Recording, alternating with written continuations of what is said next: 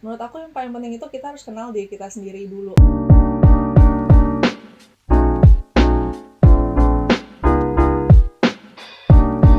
Halo teman-teman, kembali lagi di Kubis, Kupas Habis bersama saya, Hana. Nah, kali ini kita akan ngobrol-ngobrol seputar pekerjaan. Bukan tentang suka duka pekerjaan, bukan. Tapi kita akan ngobrolin gimana sih kalau aku mau ngelamar kerja, apa yang perlu aku siapkan gitu ya. Apakah CV aja cukup, terus gimana strateginya, dan lain sebagainya macamnya. Hari ini gue akan ngobrol bareng seorang HR dari salah satu perusahaan terbesar di Indonesia. Wow, kita langsung panggilkan aja nih bintang tamu kita hari ini, yaitu Natania Angela alias Nia. Halo Nia. Halo Kak Hana. Halo, apa kabar Nia? Puji Sehat? Tuhan baik, aku sehat juga. Iya, semoga teman-teman juga semua sehat ya yang lagi dengerin podcastnya hari ini Amin. gitu ya. Benar. Kita tuh saat rekaman kita ada dalam kondisi PPKM darurat ya. Dan Betul. PPKM-nya sekarang sudah berlevel gitu. Betul. Udah di level 4 gitu ya. Jadi semoga teman-teman semua tetap sehat, kita semua tetap bisa menjaga kesehatan gitu. Oke. Nia ini seorang HR gitu ya, atau bahasa Indonesianya lebih ke HRD gitu ya, atau orang zaman dulu Betul. mungkin bilang personalia gitu ya. Betul. Oke. Nah, Nia, kita tuh pengen banget nih ngobrolin tentang gimana sih caranya supaya kita tuh bisa diterima bekerja di perusahaan yang kita mau gitu kan. Nah, sekarang ini kan banyak para fresh grad gitu ya. Terus abis itu masanya pun pandemi gitu. Jadi itu kayak nyari kerja susah, kita tahu nyari kerja susah, tapi ditambah kondisinya pandemi gitu ya, ekonomi susah gitu. Jadinya kayaknya berasanya tuh aduh semakin susah gitu rasanya, dan bikin kita tuh kadang pesimis gitu untuk mendapatkan pekerjaan. Tapi di sini kita pengen ngobrolin seputar gimana sih sebenarnya strateginya supaya paling enggak CV kita dibaca HR deh, nggak main dibuang gitu aja gitu. Gitu ya. Oke, ya, paham. Nah, buat Nia nih, menurut Nia nih ya, kalau misalnya nih aku seorang fresh grad gitu ya, pengen ngelamar kerjaan gitu. Sebenarnya hal pertama yang harus aku siapin sebelum aku bikin CV itu apa sih sebenarnya? Oke, ini karena kita ngomongnya fresh grad gitu ya, dan mungkin timingnya pas ya, ini di Juli, Agustus, teman-teman fresh grad, teman-teman yang udah di semester akhir udah pada lulus gitu ya. Jadi selamat buat teman-teman yang udah lulus, welcome to the new jungle kalau orang-orang bilangnya ya, udah masuk ke dunia kerja itu udah satu dunia baru lah ya, itu buat kita yang mungkin belum pernah ngerasain langsung ke dunia kerja. Nah sebenarnya kalau ditanya apa sih sebenarnya yang perlu disiapin gitu ya, apa yang perlu kita perlu ready apa dulu nih sebelum kita mungkin nyiapin CV gitu ya, kita lanjut interview dan sebagainya. Menurut aku yang paling penting itu kita harus kenal diri kita sendiri dulu gitu. Kita udah susah-susah nih ya sekolah gitu ya, udah kuliah 4 tahun, 3,5 tahun gitu idealnya, ataupun ya mungkin kalau teman-teman yang lebih juga no worries gitu ya. Tapi di dalam kuliah itu kan kita bisa lihat kita dinamikanya tuh gimana sih gitu. Misalnya kalau kita contoh ya, misalnya kayak aku sarjana psikologi, tapi ketika nanti bekerja misalnya aku nggak di ranah psikologi, kan itu juga sebenarnya bisa.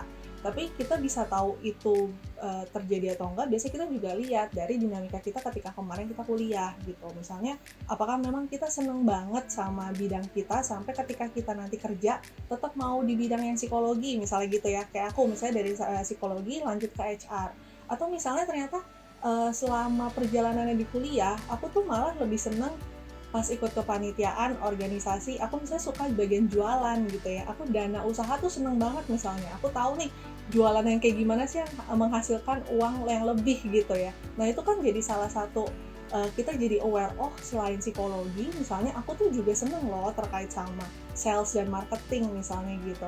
Jadi ketika nanti pas kerja dan kita misalnya apply, kita bisa lihat ada berbagai chance yang kita punya mungkin di luar dari jurusan sendiri yang kita udah ambil sebelumnya gitu. Jadi memahami diri sendiri sih, apa sih kelebihannya, kekurangannya, pengalaman-pengalaman kita gimana, kita senang ketemu orang atau lebih senang yang di back office misalnya. Nah itu tuh sebenarnya membantu kita bisa menemukan, oh kira-kira aku pengen tertarik nyoba di bidang apa ya gitu. Oke. Jadi untuk milih pekerjaan, kira-kira aku tertarik atau aku mungkin akan cocok di bidang apa itu dengan mengetahui aku tuh enjoy mengerjakan apa gitu ya. Betul, bisa jadi salah satunya. Betul. Oke. Tadi kan Nia sempat bilang nih, bisa jadi juga kalau ternyata misalnya kayak contohnya Nia gitu ya, danus gitu ya di Betul. organisasi ketika kerjanya nyari uang gitu kan, buat organisasi gitu. Nah, berarti kan tuh nyebrang tuh ya, yang tadinya Betul. lulusan psikologi, terus kalau misalnya di kantor itu kan yang bagian nyari pendapatan dalam tanda kutip itu kan berarti kalau nggak marketing, business development gitu ya. Betul. Nah, kadang tuh kita kan suka ada rasa nggak pede gitu, atau kayak aduh aku tuh apa ya yang bisa aku dalam tanda kutip jual gitu ya ke perusahaan gitu ya, kemampuan aku nih supaya mereka tuh bisa ngeliat bahwa aku tuh mampu loh sebenarnya kerja di sini gitu. Itu gimana nih caranya supaya kita punya kepercayaan diri yang cukup gitu? Oke. Kalau ngomongin kepercayaan diri, pede gitu ya. Pede itu kan sebenarnya kalau kita ngomong faktornya tuh banyak banget ya. Eksternal, orang ngomongin kita dapat insight dari orang, itu bisa mempengaruhi kepercayaan diri kita gitu ya. Tapi secara internal pun kita juga bisa kok manage gimana cara kita bisa pede. Nah mungkin kalau di konteks ini aku lebih konteksin ke arah gimana kita pede secara internal gitu ya, dari diri kita sendiri gitu. Nah satu hal yang perlu kita paham, tadi kan kita udah lihat ya bahwa kita contoh case yang tadi lagi ya, kita lulusan psikologi tapi kepengennya misalnya di bagian marketing gitu ya, atau misalnya yang langsung case yang ekstrim deh, misalnya lulusannya manajemen tapi pengennya data analis gitu, ke bagian IT gitu ya. Nah kita paham bahwa bidang kita ini beda banget gitu ya, ini bener-bener yang nyebrangnya itu bener-bener nyebrang yang udah nyebrang negara anggapannya gitu ya, udah beda banget dari yang kita pelajarin sama yang pekerjaan yang nantinya kita mau. Pertama kita harus aware itu dulu teman-teman. Ketika kita udah aware bahwa pekerjaannya itu akan berbeda, kita paham bahwa skill kita ini yang kita butuhkan di pekerjaan yang kita mau ini juga berbeda gitu. Oleh karena itu yang biasanya salah satu triknya adalah ya kita menaikkan skill kita gitu. Kita improve skill kita supaya kita bisa sampai ke bidang yang kita mau tadi gitu. Kayak misalnya tadi anak manajemen itu yang pengen jadi data analis gitu ya, mungkin sekarang dia lagi belajar bahasa pemrograman gitu ya, dia lagi belajar R, dia lagi belajar Python gitu, dia lagi belajar SQL gitu. Nah ketika kita udah belajar skill itu yang akhirnya bisa nge-boost PD kita sendiri, yang awalnya kita nggak paham gitu ya, yang kita mungkin kalau ngelihat wah data analis apa ya gitu, pelangap-longo gitu, kita nggak ngerti. Tapi setelah kita paham skillnya, kita tahu medannya tuh seperti apa, oh data analis ini kerjanya itu dari A ke B ke C misalnya gitu ya, ngomonginnya bahasa pemrograman yang dipakai apa dan sebagainya, itu tuh bisa nge-boost kepedean kita juga gitu. Dan ini tuh berlaku buat teman-teman yang memang mau cross bidang juga di bidang-bidang yang lain. Teman-teman harus lihat tujuan kita itu, pekerjaannya tuh cakupannya apa sih gitu ya, atau skill yang dibutuhkan tuh apa sih sebenarnya. Nah berusahalah kalau kita nggak punya atau belum punya gitu ya skill itu, kita usahakan supaya kita punya skill itu sehingga tingkat kepercayaan diri kita tuh meningkat gitu. Kalau kita dibandingin sama teman-teman lain yang mungkin udah punya pengalaman, ya kita juga tetap bisa pede gitu. Walaupun aku bukan lulusan IT misalnya, tapi aku yakin kok aku bisa jadi data analis karena aku udah paham, aku udah punya skillnya gitu. Oke. Jadi berarti kalau pas kita lagi nyari kerja gitu ya, terus kayaknya kayaknya aku suka nih misalnya tadi jadi data analis gitu kan, itu berarti untuk tahu kayaknya aku perlu skill aku misalnya A B C D gitu ya, yang perlu aku tahu gitu. Berarti itu bisa dilihat dari job description-nya gitu ya. Betul, betul. Kualifikasinya seperti apa? Biasa kan ada tuh kualifikasinya ya. Bisa bahasa pemrograman misalnya. Nah, itu tuh kita juga harus paham. Oh, berarti perusahaan tuh minta kualifikasinya sejauh apa sih? Nah, skill kita udah sejauh mana? Udah sama belum sama kualifikasi dari perusahaan? Gitu. Oke. Jadi pas nyari kerja itu nggak cuman kayak ya udah gitu sibuk misalnya buka LinkedIn, sibuk buka job street gitu ya, nyari kerja sana sini, tapi sebenarnya waktunya bisa diisi dengan belajar gitu ya, nambah skill baru untuk mendapatkan pekerjaan yang kita inginkan gitu ya. Betul, betul. Seru. Tapi bisa nggak nih kalau misalnya dibalik, misalnya gini, aku tuh fresh grad gitu ya, tapi aku nggak tahu gitu lah, ibaratnya kayak kayaknya apa ya yang aku suka gitu ya, aku enjoy di bidang apa gitu, kayaknya aku tuh kurang paham lah diriku gitu lah. Terus akhirnya gitu ya, mungkin caranya aku adalah ya udah aku cari kerjaan apapun deh gitu, aku lihat dulu job description-nya gitu ya, terus aku lihat kira-kira terus kayak mengukur gitu, kira-kira aku bisa nggak ya gitu, atau kayak ya udah deh apply aja semuanya gitu ya, apply ke semua kerjaan yang kira-kira menarik buat aku gitu. Terus habis itu tapi aku juga belajar nih di satu sisi, kayak ngeliatin job description misalnya tadi data analis harus bisa bahasa pemrograman, ya udah deh aku belajar dikit-dikit deh bahasa pemrograman, jadi kalau dapat kesempatan interview gitu ya, atau akhirnya aku diterima di sana, aku bisa menunjukkan bahwa aku ngerti loh gitu. Bisa nggak kayak gitu prosesnya dibalik gitu? Oke, ini sebenarnya agak tricky ya sebenarnya kalau memang misalnya kita nggak tahu kita mau kerja di bagian apa, terus kita yaudah apply semuanya gitu. Karena kalau dibilang kita apply ke berbagai lowongan, berbagai ya posisi yang lagi open gitu ya, itu tuh lebih ke arah kita harus paham banget kualifikasinya, apa yang dimau sama pekerjaannya gitu. Kadang trikinya karena ya udah kita udah saking udah nggak tahu banget, udahlah apply aja semua gitu ya. Tapi nanti tuh akan kagetnya pas lagi persiapan interview gitu ya. Setelah akhirnya pas interview baru kita bener-bener cari gitu ya, misalnya data analis, ternyata data analis harus bisa bahasa pemrograman ini ya, ABC gitu ya, sedangkan mungkin gue nggak bisa nih sekarang gitu. Jadi trikinya di situ, kalau kita main sebar semuanya tanpa kita kurasi lagi kira-kira yang cocok yang mana, nanti perjalanannya ketika kita mempersiapkan diri buat ketemu HR, buat nyiapin CV, buat ketemu user, apalagi ya kalau user kan udah lebih ngomongin teknis pekerjaan ya, itu tuh biasanya akan kaget atau kagok gitu, yang ya mungkin sebagian orang bisa bilang itu gagalnya karena itu gitu, mungkin persiapannya kurang dan sebagainya. Makanya dari awal walaupun memang kita rasanya nggak tahu ya, mungkin ada beberapa teman-teman yang ngerasa aduh aku bingung tapi mau pekerjaannya di bidang apa.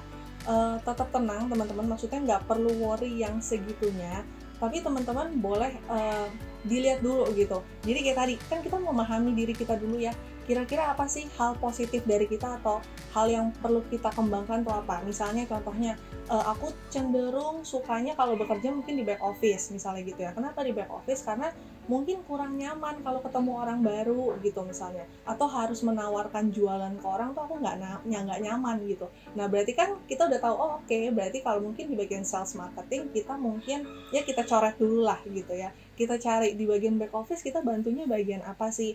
Aku sukanya mungkin di bagian administratif sih gitu ya, ngurus-ngurusin file, folder misalnya gitu ya, ini contoh case misalnya. Ya berarti kita akan lihat berarti nanti mungkin aku akan cari pekerjaan di bidangnya administrasi gitu, kerjanya di bagian back office, di bagian administrasi. Jadi kita pilah-pilah pas ketika kita apply, jadi nggak langsung semuanya dalam satu kali apply langsung ke semua gitu ya, dari sales, dari yang front office sampai yang back office kita apply semua gitu. Jadi lebih kita fokusin dari yang tadi, kita udah paham diri kita, kelebihan kekurangannya apa, itu akan mempermudah kita bisa milah-milah mana yang lebih baik kita apply atau mana yang kita rasa oh jangan apply dulu deh kalau gitu untuk posisi ini sekarang gitu. Oke. Ya soalnya kan aku sering nih lihat kayak mungkin dulu ya tanpa aku sadar atau misalnya ada teman-teman aku juga yang kayak gitu. Jadi ada lowongan nih gitu. Cuma lihat perusahaannya mungkin perusahaan gede gitu. Udahlah apply aja gitu. Ya udah pokoknya sebar aja semua gitu. Nanti dapat di mana lihat nanti deh gitu. Jadi kayak ya udah yang penting kadang kan kita juga mungkin ya buat teman-teman yang kayak kepengen banget cepet dapat kerjaan, kadang bisa sampai bikin target gitu. Misalnya dalam sehari aku harus minimal apply 10 kerjaan gitu misalnya. Nah, atau misalnya 5 kerjaan gitu kan, berarti kan nyari apa segala macam gitu ya, tapi kadang kita nggak ada pertimbangan gitu, berarti itu sangat tricky ya, dan peluang untuk sebenarnya bisa dibilang peluang gagalnya itu seperti lebih besar daripada kita sudah menentukan kayaknya aku cocoknya di bidang yang ini deh gitu ya. Betul. Oke. Selanjutnya nih, kalau misalnya kita udah tahu nih, aku mau kerja di bidang misalnya sebagai marketing gitu misalnya, atau business development, atau account eksekutif ya, pokoknya di sekitar situlah misalnya. Nah, kalau setelah itu gitu ya, berarti kan kita cari kerjaan gitu kan, terus kita siapin dokumennya gitu. Biasanya dokumen yang diminta itu kan CV gitu ya, CV sama surat lamaran. Nah, kita bahas ke CV dulu nih. Kalau CV sendiri itu kan kalau kita lihat gitu ya, mau di internet kayak kita lihat dari punya temen kayak itu kan semua beda-beda gitu ya. Sebenarnya ya ketika seorang HR gitu ya nerima CV gitu, apa sih yang dilihat nih? Oke, ketika HR ketemu CV apa yang dilihat gitu ya. Nah ini benar teman-teman, ini juga CV cukup tricky gitu ya sebenarnya, tapi kalau buatku teman-teman nggak perlu terkotak-kotakan atau misalnya langsung striving untuk lihat mana cara untuk bikin CV yang paling terbaik gitu, karena ini jujur ya, ini based on my experience. Kalau nanti ternyata ada teman-teman recruiter juga yang mungkin dengerin, ini feel free untuk discuss, tapi menurutku CV itu sama sekali nggak ada pakem gitu ya buatku. Dalam artian gini, nggak ada pakem dalam artian biasa kan ada orang bilang ya, kalau achievement taruh aja 3 achievement terbaik gitu ya, atau jangan taruh aja 5 gitu, jangan taruh 2. Nah itu kan beda-beda sebenarnya ya. Jadi menurutku CV itu nggak ada pakem yang kayak gitu, nggak ada tuh sebenarnya aturan bakunya seperti apa. Atau misalnya data diri itu harus ditaruh di kiri atas ya, jangan taruh di bawah nanti nggak kelihatan misalnya gitu, atau achievement ditaruhnya di bagian kanan ya, jangan di bagian kiri gitu. Nah itu tuh sebenarnya nggak ada pakem yang seperti itu sebenarnya kalau buat aku selama ini menjadi recruiter gitu ya di bagian HR, karena sebenarnya preferensi rekruternya masing-masing aja tuh sebenarnya beda-beda gitu ya. Kalau kita mungkin mau ngomongin rekruter di korporat, rekruter di startup, rekruter di mana gitu ya, itu beda-beda pasti kan. Cuman yang teman-teman harus paham adalah kalau bisa CV itu kita sesuaikan dengan requirement yang dibutuhkan sama perusahaan gitu. Jadi ini balik lagi benar-benar harus mindful ya ketika bikin CV. CV itu bukan satu CV untuk semua lamaran ya teman-teman. CV itu gitu. Sesuai dengan enggak. Ini dia nih, orang-orang kadang kejebaknya gitu ya, ngerasanya aku mau lamar di bagian marketing, aku mau lamar di bagian HR, aku mau lamar di bagian MT, semua satu CV. Orang mungkin kepikirannya kayak gitu. Tapi sebenarnya kenyataannya kalau teman-teman mau CV teman-teman ini maksimal, artinya teman-teman harus adjust, teman-teman harus atur CV-nya itu sesuai dengan requirement-nya yang dibutuhkan perusahaan. Ini kita ambil contoh case lagi ya.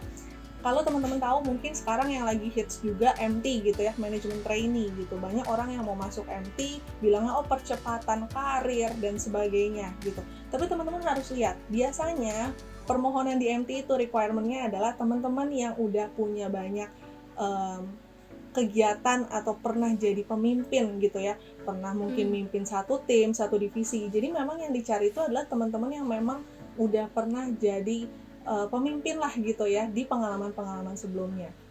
Nah, yang ditaruh di CV teman-teman, ya berarti teman-teman harus fokusin di bagian, oh berarti di bagian mana ya aku pernah mimpin gitu ya, apakah pernah jadi koordinator divisi, koordinator satu tim besar gitu ya. Nah, itu yang harus kita taruh di achievement-nya gitu. Kita atur sedemikian rupa sehingga CV kita cocok sama kebutuhan rekruter yang lagi nyari MT gitu.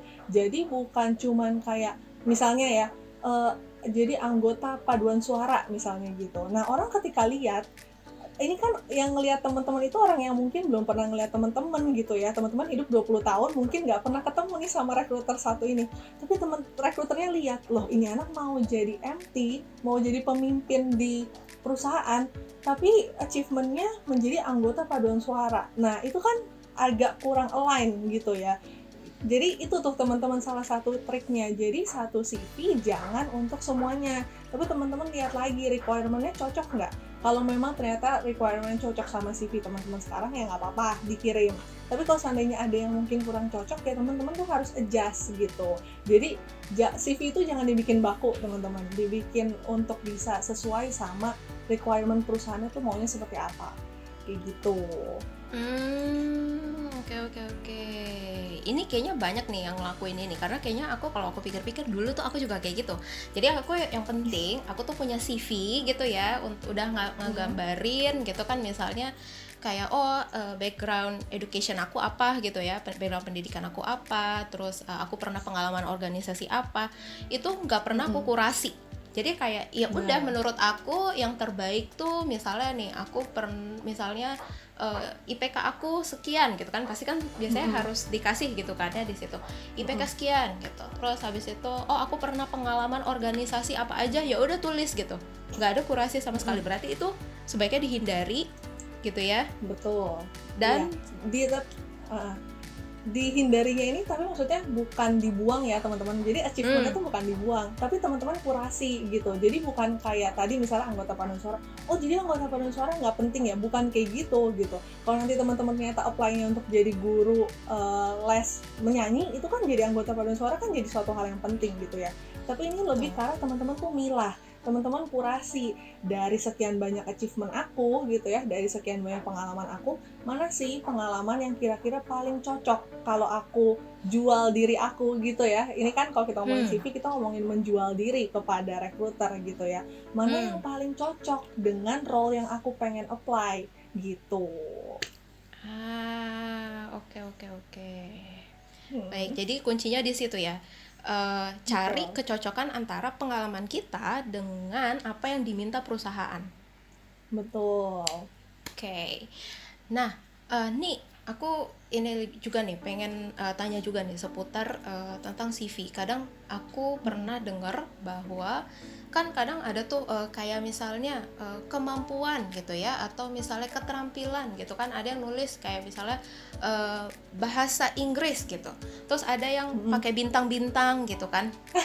Betul. Gitu kan, kayak misalnya bintangnya 5 terus aku coret misalnya aku isi 3 gitu, 2 kosong gitu kan misalnya. Terus misalnya kemampuan komputer gitu kan misalnya, atau Microsoft Office gitu, bintangnya 4 gitu, 1 enggak ke ini. Nah, sebenarnya cara terbaik menulis kemampuan kita ya, mendemonstrasikan kemampuan kita bahwa aku tuh fluent loh bahasa Inggrisku misalnya gitu, itu lebih baik pakai yang tadi si bintang-bintang itu, atau gimana nih cara menuliskannya itu supaya orang tuh nggak salah persepsi gitu. Karena misalnya menurutku bener, kayak misalnya menurutku bintang 4 itu udah keren banget, bintang 3 tuh udah oke lah, tapi ternyata misalnya buat HR bintang 3 kurang gitu misalnya, bahasa Inggris masa bintang 3 misalnya gitu. Gimana nih? Betul. Nah, ini juga yang cukup tricky, tapi banyak orang yang pakai ini. Cuman sejujurnya aku sekali lagi ini based on experience aku, tapi tidak menganjurkan teman-teman melakukan hal itu. Tadi benar yang udah Kak Hana sempat singgung, angka 3 di aku atau angka 4 di aku bisa aja beda dengan angka 3 atau 4 yang Kak Hana punya gitu ya. Mungkin buat orang lain 3 itu di leadership misalnya 3 tuh udah bagus banget misalnya, tapi buat aku 3 masa sih 3 itu bagus gitu ya. Jadi dibandingkan apa yang pengen kamu sampaikan itu tidak tersampaikan dengan baik ke otaknya recruiter, lebih baik yang skala-skala ini dihilangkan, tapi kemudian kita pindahin teman-teman. Dipindahinnya tapi bukan cuma pindah posisi ya, bukan dari kiri pindah ke kanan, bukan. Tapi kita pindahin dalam artian gini, misalnya kita tadi mau ngomongin soal kemampuan, atau kita mau ngomongin soft skill lah ya, kayak tadi teman-teman yang mau lamar MT, leadership nih, leadership lebih susah ya. Kalau ngomongin leadership, masa kita mau pakai bintang 4, bintang 5, itu kan sulit itu dia. ya. Nah, ngukurnya dari mana ya? Betul. Bisa beda-beda, bisa aja mungkin teman-teman merasa oh bintang 3 itu mungkin jadi anggota bintang 3 kali ya, bisa bagi-bagi tugas tuh leadership lah ya gitu. Padahal mungkin beda. Nah, caranya adalah pas teman-teman tadi nulis achievement gitu ya, kan teman-teman udah pilih nih, udah teman-teman kurasi gitu ya. Ketika teman-teman tuliskan achievementnya, misalnya menjadi ketua acara pekan olahraga nasional misalnya gitulah ya. Nah, teman-teman tuh tuliskan deskripsinya, nggak perlu panjang teman-teman, 1-2 poin aja yang menggambarkan sisi leadership-nya teman-teman. Maksudnya gimana? Misalnya kita tulis nih, misalnya tadi kan udah ada ketua acara apa gitu ya, teman-teman tulis di bawahnya, ada teman-teman bikin bullet point, boleh strip gitu ya, tulisin misalnya tugasnya teman-teman tuh ketika kemarin jadi ketua itu apa. Kan dari situ pasti kelihatan, misalnya teman-teman mengkoordinir berapa divisi gitu ya, atau berapa tim yang misalnya terbagi dari tim apa-apa gitu. Terus kemudian teman-teman bisa bantu misalnya step yang kedua eksekusi bagian apa gitu ya. Jadi itu tuh kegambar, leadership-nya itu tergambar di kalimat gitu. Jadi anggapannya teman-teman itu sambil bercerita. Instead of teman-teman taruh bintang-bintang itu, ketika teman-teman bercerita di CV teman-teman itu, walaupun ya bercerita nggak perlu panjang-panjang ya teman-teman, berceritanya yang singkat, padat, jelas aja gitu, tapi recruiter itu akan jadi kegambar, oh oke, orang ini pernah jadi ketua acara, dia pernah koordinir misalnya 300 orang gitu ya, 300 panitia di bawahnya dia pernah eksekusi acara ini hanya dalam waktu 2 bulan, acaranya misalnya bisa berlangsung, terus kemudian penontonnya yang datang berapa ribu orang misalnya gitu. Nah, itu tuh lebih ke gambar, orang tuh akan lebih paham, oh, oke, berarti dia punya skill leadership nih, dia bisa koordinasi ke banyak orang, ke banyak tim. Itu kan susah ya kalau misalnya kita ngomong, terus kemudian misalnya resultnya pun juga dapet gitu. Nah, itu lebih persepsinya pasti lebih sampai ke recruiter dibanding teman-teman cuma kasih star doang. Kita nggak paham starnya itu karena apa, teman-teman kasih nilai 4 itu karena apa, kasih nilai 5 itu karena apa. Recruiter tuh nggak paham. Jadi lebih baik teman-teman cerita di bagian achievementnya gitu. Oke. Tadi aku ada ini nih, hal yang menarik nih, karena biasanya kita kalau nulis pengalaman gitu ya, misalnya tadi ketua acara pekan olahraga kampus misalnya gitu. Oke. Terus abis itu pakai bullets gitu ya, terus biasanya kan kita cuma nulis gini misalnya mengkoordinir 300 orang gitu kan misalnya di bawah itu. Terus habis itu kita membuat jadwal acara misalnya gitu. Biasanya kan cuma kayak gitu tuh tulisannya. Tapi tadi Nia tuh contohin kayak mengkoordinir 300 orang gitu ya. Terus abis itu acara bisa dilaksanakan dalam waktu 2 bulan. Terus kita dapat penonton, misalnya average penontonnya atau rata-rata penontonnya itu misalnya di angka 100 penonton per pertandingan. Berarti kan itu lumayan banyak ya. Itu kan kayaknya cukup panjang tuh. Dan sebenarnya itu bisa jadi achievement kita juga ya. Betul. Salah satu indikasi keberhasilan kita ya berarti ya. Iya, betul. Makanya jadi lebih jelas sih, lebih ke arah kalau teman-teman mau ngomong A, yang di recruiter itu juga A gitu kan. Karena kan kalau kita ngomong 100 orang, 100 itu sama angkanya gitu kan. Gak mungkin 100 di saya tuh ternyata cuma 1 gitu ya. Ternyata di teman-teman tuh 100 banyak. Enggak. Tapi maksudnya kalau kita udah ngomongin angka itu kan yang bisa bicara antar bidang gitu ya. Entah anak IPS ngomong ke anak IPA ya 100 tuh 100 gitu kan misalnya gitu. Jadinya itu yang kita cari. Bisa benar-benar mengkonkretkan apa yang kita maksud dengan achievement kita gitu, supaya orang tuh nggak salah ngerti gitu. Oke. Soalnya selama ini kita tuh nganggepnya achievement tuh harus dapat penghargaan. Jadi kalau misalnya kita bukan, misalnya nih di satu organisasi, misalkan kadang kita panitia suka dapet penghargaan misalnya the best leader gitu atau the best division gitu kan, itu bukan kita yang dapetin, itu bukan berarti kita nggak ada achievementnya ya. Jadi achievement tuh bukan itu, jadi bukan si penghargaan yang kita dapetin terus kita bisa pajang gitu, bukan itu ya.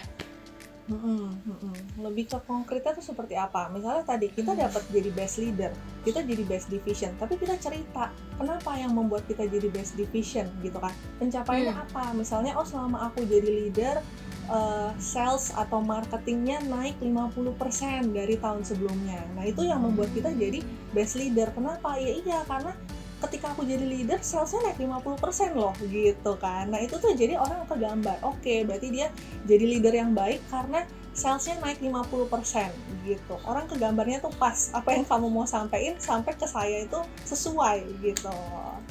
Oke, jadi tunjukkan hasilnya. Jadi cara menulisnya berarti kamu ngapain, maksudnya kayak apa yang kamu kerjakan, terus hasilnya apa, gitu ya? Betul, iya, exactly, betul. Itu achievement teman-teman. Jadi bukan kayak bukan kayak tadi ya, best division gitu. Aku jadi best leader gitu. Itu nanti beda lagi gitu. Oke. Menarik. Oke. Terus juga ini mitos atau fakta sih tentang CV. CV harus 1 lembar. Mitos atau fakta kan ya? Sebenarnya ini kalau kita udah ngomongin ke zaman sekarang ya teman-teman, ini kita sambil buka-bukaan aja, kita cerita. Sebenarnya CV itu kita udah nggak bisa lihat ngomong dari per lembarnya berapa banyak gitu. Karena kenapa aku bilang kayak gini? Kalau teman-teman lihat banyak perusahaan-perusahaan sekarang udah pakai ATS. Teman-teman kalau tahu platform itu ATS itu, jadi contohnya nih ya, kayak teman-teman ngisi Google Form misalnya. Google Form itu kan ada fill in the blank-nya gitu ya. Kita bisa masukin nama, kita masukin tempat tanggal lahir, nomor telepon, dan sebagainya. Beberapa perusahaan yang aku lihat, termasuk di perusahaan aku sendiri, kita udah punya platform sendiri. Jadi udah ada ATS-nya, dimana kalau teman-teman upload CV, dia tuh langsung baca CV teman-teman, dan dia langsung masukin ke fill in the blank-nya tadi. Jadi namanya udah keisi, employment history-nya udah ada, tempat tanggal lahir udah ada gitu. Jadi sebenarnya kalau buatku makin ke depan nanti sebenarnya berapa banyak CV itu, berapa banyak halaman itu sebenarnya udah akan kurang relevan sebenarnya, karena itu kita tuh udah menuju ke sana, semua udah serba digital. Jadi ketika teman-teman upload CV itu tuh udah langsung anggapannya udah ada ATS-nya. Kalau teman-teman mungkin kita boleh sebut salah satu misalnya Kaliber gitu ya. Kalau teman-teman pernah apply, pasti ini kalau job seeker pasti lihat nih Kaliber gitu ya.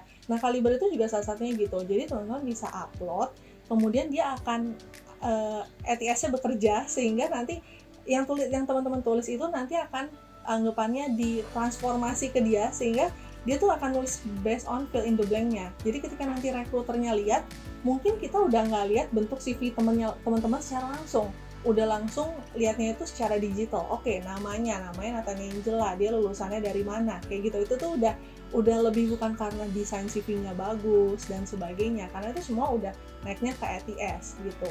Cuman kalau memang yang teman-teman masih pakai CV, teman-teman harus paham juga rekruter itu melihat CV itu ratusan, mungkin ada yang bahkan ribuan satu hari.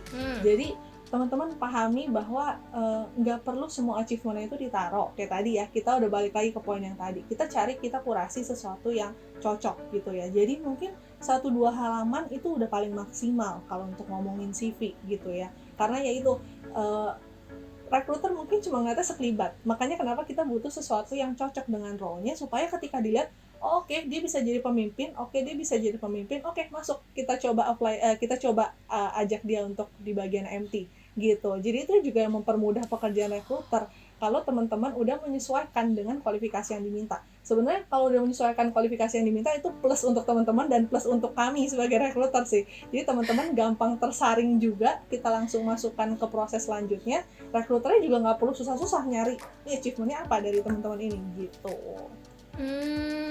Oke. Itu triknya tadi ya.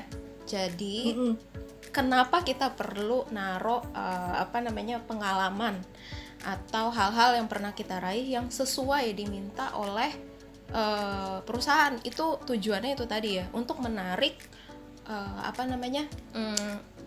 perhatian dari si recruiter tadi gitu ya.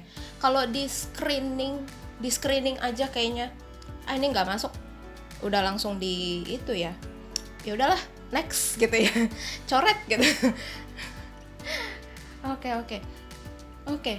Oh ya, biasanya gitu kan, kalau tadi kan Nia contohin pakai Kaliber, tapi kan ada juga nih kita ngelamar ke perusahaan-perusahaan yang sifatnya masih bisa dibilang masih manual lah, dalam artian bukannya ke kantor pos juga sih ngirim surat, enggak, tapi email gitu masih misalnya kirim kan. CV ya, iya Kita kirim CV, kirim email gitu kan. Nah, aku pernah dengar bahwa kalau kayak gitu berarti penamaan CV itu sangat penting. Karena nanti bisa jadi kalau dia search kita nggak ada di kata kunci yang dia masukin, ya berarti CV kita nggak kelihatan. Nah, itu gimana? Itu gimana biar supaya nanti pas dia nge-search ada CV kita ketemu sama dia? Oke. Nah, kita udah ngomongin soal apply pekerjaan pakai email gitu ya, teman-teman. Sebenarnya kalau pakai email, biasanya kalau misalnya ada perusahaan yang minta kita untuk melakukan CV by email, dia tuh udah ada permintaan subjeknya mau seperti apa.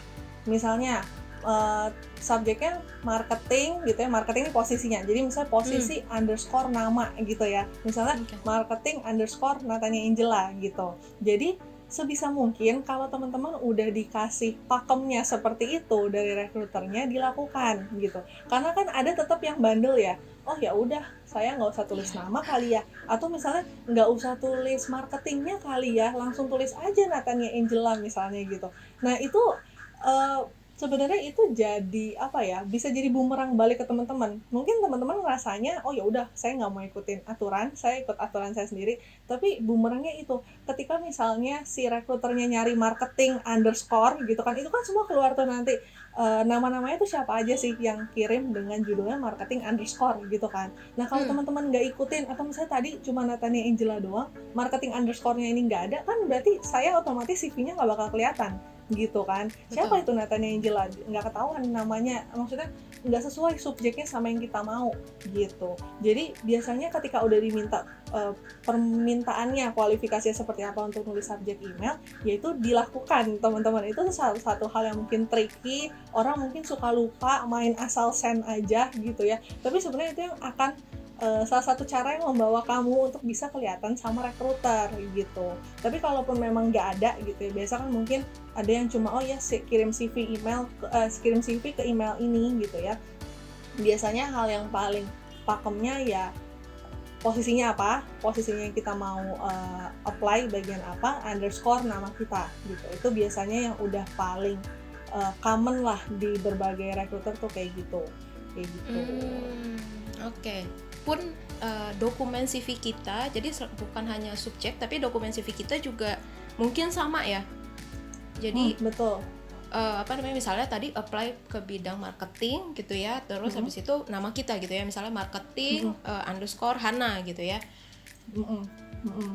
Betul. Nah ini juga penamaan CV tuh kadang ada yang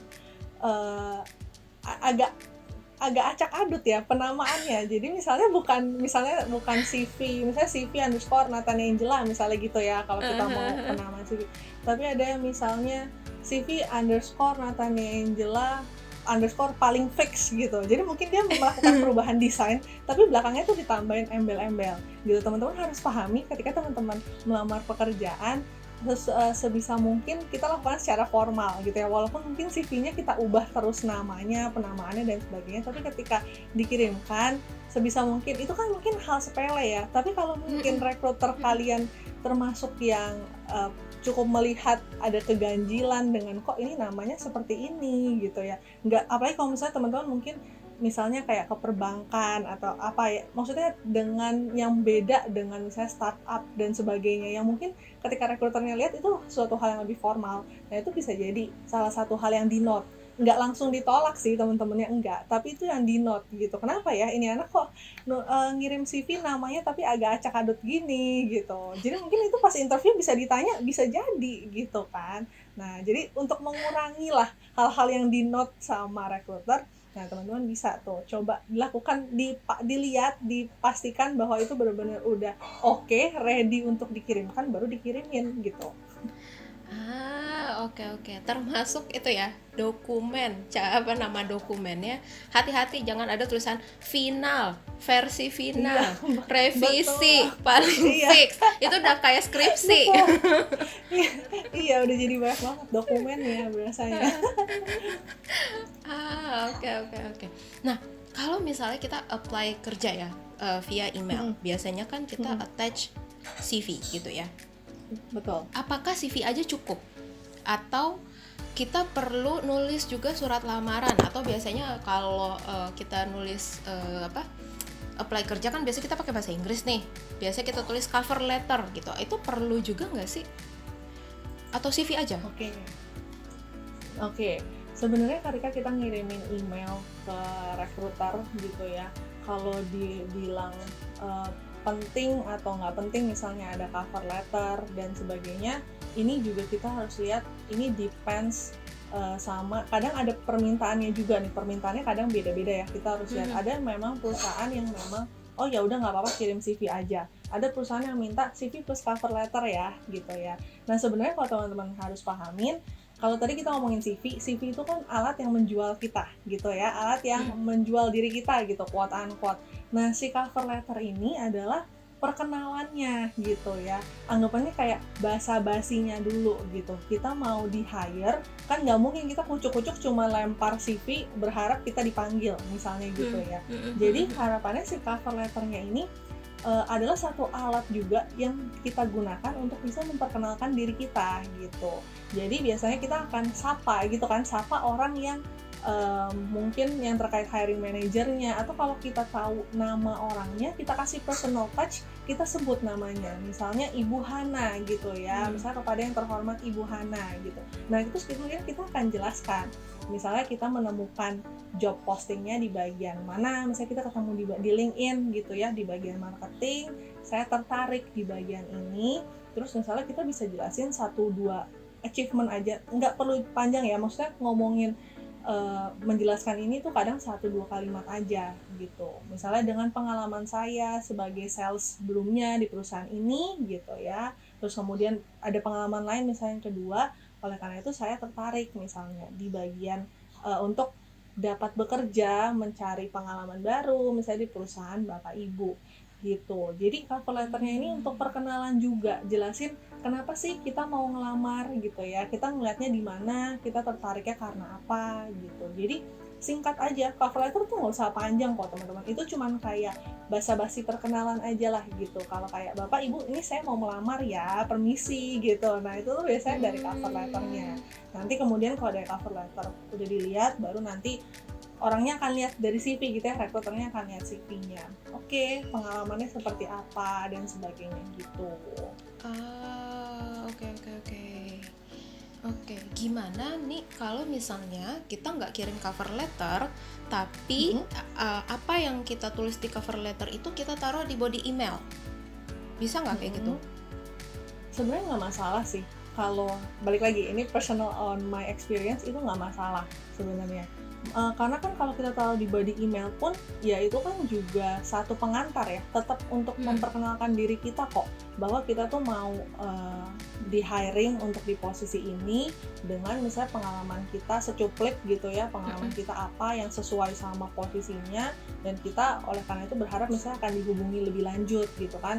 Oleh karena itu misalnya kita taruh terlampir CV-nya. Jadi menurutku itu nggak masalah, nggak harus cover letter selalu ditaruh di Word gitu ya, jadi nanti attachment-nya ada CV, ada cover letter. Ya menurutku itu nggak necessarily harus gitu, cuman ya balik lagi, lihat lagi, kadang kalau yang permintaan di email itu ya rekruternya mintanya apa, CV-nya doang kah, CV sama cover letter, atau ya kalau cover letter nggak diharuskan, ya bisa aja kita memperkenalkan dirinya itu memang di body email supaya orang paham siapa sih ini gitu ya, siapa sih si Natania Angela ini, dia mau ngelamar di bagian apa gitu. Oh, oke. Berarti tadi aku lihat ada poin-poin yang penting banget nih. Untuk paling tidak gitu ya, either kamu taruh di cover letter atau kamu taruh di body email gitu ya.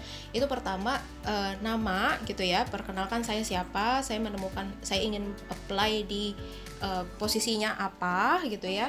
Terus setelah itu saya menemukan pekerjaan ini di mana gitu kan, lowongan pekerjaan ini di mana. Terus habis itu saya merasa cocok gitu ya, misalnya untuk pekerjaan ini karena saya punya pengalaman apa gitu ya. Jadi kayak kita kasih tahu pengalaman kita apa, atau mungkin kayak kemampuan yang kita punya gitu ya. Misalnya jadi guru mau jadi guru bahasa Inggris gitu. Oh, karena saya sudah punya TOEFL nilainya 600 gitu misalnya. Itu bisa kita tulis juga ya di situ.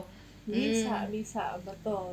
Oke, setelah itu kalau kita bilang call to action gitu ya, kita harapkan HR ini ngapain, hubungin kita gitu kan untuk ngobrol lebih lanjut, interview, baru kita kasih di situ ya. Oke. Oh ya, Nia, berarti kalau misalnya nih ya, aku bikin cover letter di dokumen gitu ya misalnya. Jadi aku attach 2 dokumen nih, CV sama cover letter. Boleh nggak body emailnya kosong? Waduh, ini kalau misalnya kita ngomong body email kosong ya teman-teman, ini kita sama-sama mencoba berpikir bareng-bareng lah ya. Teman-teman dapat email kosong, cuman ada subjek kosong, tiba-tiba ada attachment. Teman-teman mau buka atau enggak gitu. Sebenarnya kalau saya personally, saya akan rasa ini apa gitu. Maksudnya ini orang ngapain ngirim email gitu ya. Ada tujuannya untuk apa gitu. Jadi lebih ke arah mungkin ya tadi, karena si email itu juga jadi permisi quote unquote dari kita ke rekruternya. Kalau bisa tetap selalu ada body email teman-teman, karena orang yang nggak paham ini maksudnya apa, si Nathan dan Angela ini ngelamar mau ngapain nih, tiba-tiba ada CV, ada cover letter, tapi nggak ada emailnya juga, maksudnya email body email itu nggak ada. Nah jadi kalau bisa body email pun juga tetap ditulis gitu. Jadi ya itu salah satu bentuk kesopanan lah ya, kita mau minta tolong ke orang untuk hiring kita, nah kita bisa tulis juga gitu di body emailnya gitu. Oke. Jadi sebisa mungkin body email tetap ditulis teman-teman. Betul. Supaya itu bentuk kesopanan satu, yang kedua supaya tidak membingungkan bagi orang yang menerima surat gitu ya. Betul. Itu berarti kalau proper. Iya. Benar. Oke. Nah, tadi kan Nia juga ngasih contoh gitu ya, kalau kita tahu nih HR-nya siapa gitu kan, langsung aja panggil, sapa namanya gitu kan. Betul. Misalnya tadi kepada Ibu Hana gitu ya. Nah, tapi gimana? Biasanya kan kita nggak tahu nih siapa sih HR-nya gitu kan. Betul. Ini nulisnya apa nih? Dear apa nih biasa nulisnya? Oke, kalau misalnya nggak tahu namanya juga ya nggak apa-apa gitu, teman-teman nggak harus yang nge-stalk gitu, kira-kira siapa nih hiring manager, maksudnya nggak perlu yang sampai kayak gitu. Kalau misalnya memang ternyata nggak dicantumkan gitu ya, kita nggak tahu emailnya ini nggak spesifik ada nama orangnya misalnya gitu ya, langsung misalnya ke recruitment apa gitu ya, kan kita nggak tahu ini siapa yang akan lihat, siapa yang akan buka. Nggak masalah, teman-teman ya tinggal tulis aja misalnya kepada bapak atau ibu HRD gitu, atau bapak atau ibu HR gitu, atau hiring manager, itu nggak masalah gitu. Jadi kalau personal touch itu yang tadi aku sampaikan, mungkin kalau kita udah tahu siapa yang hiring, sehingga orangnya juga dinotis gitu kan. Oke, saya dinotis sebagai yang job posting, ada loh yang mau apply gitu kan. Itu kan jadi lebih enak ya, jadi kayak ada personal touch-nya nih gitu. Oke. Menarik banget nih. Ini kayaknya udah mulai yang mendengarkan, semoga teman-teman yang mendengarkan. Tadi aku juga sempat kayak mikir ya, dulu tuh kenapa sih gue susah banget nyari kerja. Itu kayaknya udah mulai terbuka gitu ya, tercerahkan. Oh, kayaknya karena aku dulu setelah melakukan kesalahan ini. Jadi harapannya teman-teman bisa ngebenerin nih. Jadi abis dengerin podcast ini atau teman-teman yang menonton video YouTube Growth Space gitu ya, bisa langsung review lagi gitu. CV-nya abis ini benerin. Oke. Nia, terima kasih banget udah bincang-bincang sama kita. Teman-teman tetap stay tune karena kita ada lanjutan ngobrol bareng Nia. Kali ini kita akan ngobrol tentang gimana caranya sukses interview. Jadi buat teman-teman yang lagi nyari kerja, oke, stay tune, langsung aja ke part 2. Kita kasih linknya di bawah ini, oke? Sampai ketemu lagi di part 2. Bye. Sebenarnya persiapan apa sih yang harus kita lakukan sebelum interview?